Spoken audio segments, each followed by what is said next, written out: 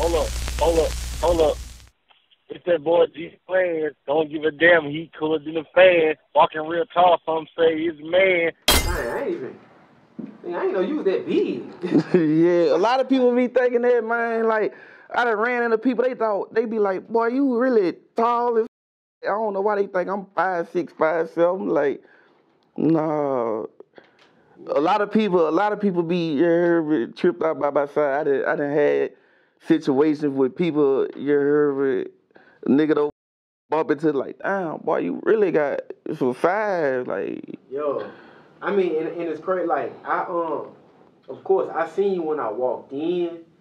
You know, just dap you up. But like now, you took the apron off, and I'm like, dang, they kind of small. But hey, I get it.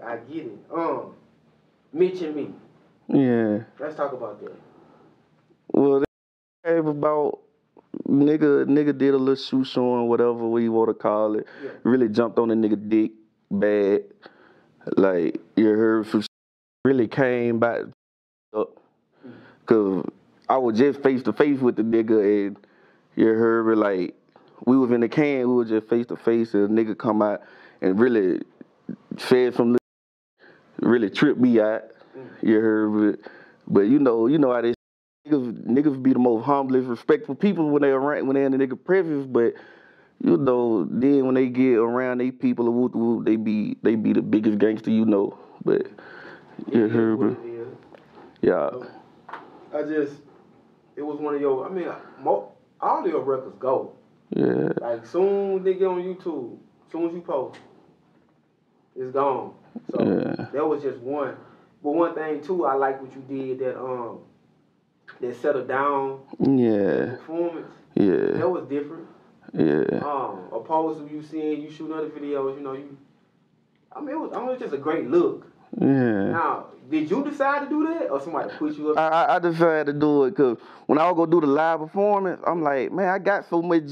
Like, what's the point of me doing a live performance and all my shit? I'm like, you heard me. I was when I went record the song, I really was supposed to go do a Boogie with the Hood old phone. Like, A Boogie with the Hood, I would go do one of his old shit.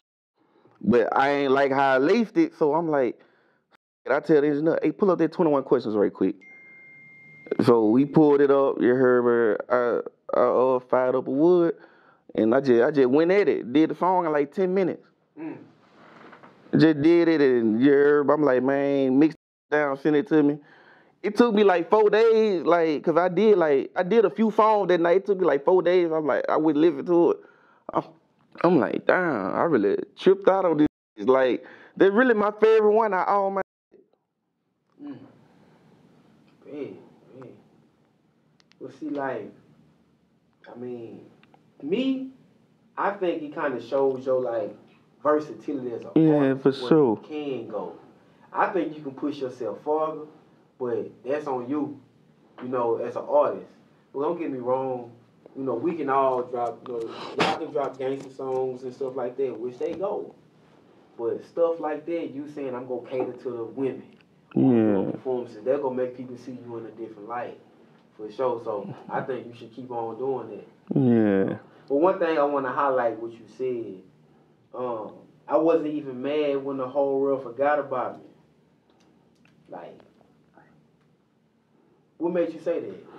Like, you know, when you in jail, you out of sight, out of mind. So I went like, if a little nigga I was with in jail, that's one of his little songs he wrote. Like, but I felt it. Like, if I relate to it, I relate to it. You heard me? So I used to make him rap every day. Like, that. Like he say, you heard me, I wasn't mad when the whole world forgot about me, but that situation brought the greatest up out of me. Like, you heard me? So when I got released, that's all I was thinking. Like, man, everybody forgot about me. You heard me? I ain't mad, but I'm finna show you. Like, you go wish you was still on the ship when it fell off. Straight up. Now, a lot of people who go lay down and do bids, some of them say, hey man, jail saved me. Some of them say, bro, when I was in jail, I had time to think. I made this record, I made this record. The worst thing, me personally, what I say, the worst thing you could do is give a man time to think. That's the worst thing you could ever do. Why you say that? Cause like a thinking man is a very dangerous man. Like for sure.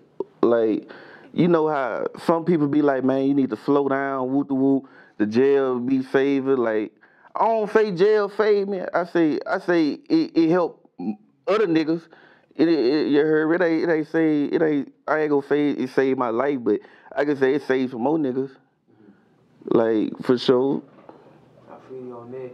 But then though, like you say, you know, you had time to think. Now, Soldier Slim said while he was in jail, he wrote a lot of songs. We just seen Finesse 2 times. He got in jail. He came out with a whole notebook of rap. Yeah. A lot of hits are made in jail. Yeah. While you was in jail, how many songs did you write? Man, let me see.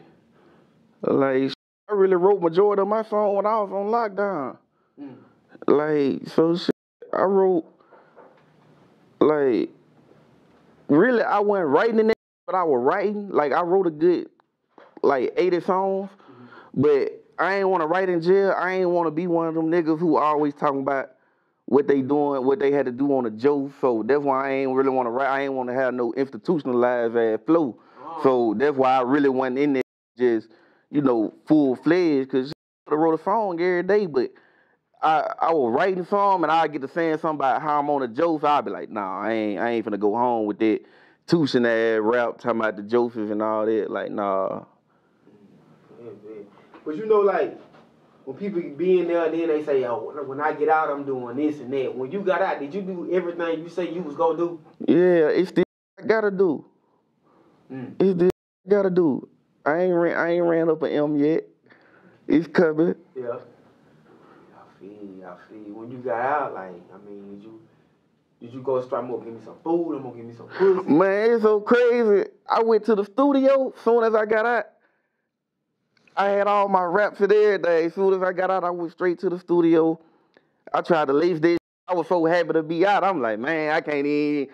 You heard? I'm like, I can't do it right now. I gotta enjoy myself. You heard? I'm so happy to be out. My mind really ain't even on what's gonna go on the mic. I'm like, man, look, I'm gonna just have to do this another time. Like, give me a few more days. But yeah, cause as soon as I left the compound, I went straight to the studio. Man, okay. I want to say this, and I'm gonna switch it up a little bit. And I've said this countless amount of times. I'm say it again. I watch a lot of people who do interviews, right? Yeah. A lot of people. I watch Charlamagne a lot. I watch him, and he's like an advocate for like mental health and stuff like that. Yeah. And I want to say this. I seen Fredo. Fredo was on $1 Million for Game, and he talked about his days in jail and nightmares and stuff like that. So they like, man, are you gonna seek therapy? And he like, bro. Oh nah, they get that deep V, you know. You know what I'm saying? Look at my point. He was like, if I seek therapy, I think it's gonna mess my raps up because I'm gonna be healed. You feel me? Yeah. Now, you've experienced some traumatic stuff throughout his interviews. Like, bro, I got hit 2 times, on 2 different occasions. Yeah. I've been in jail. I lost it all, whatever. Have you ever thought about like, man, I might need to go talk to somebody. I might.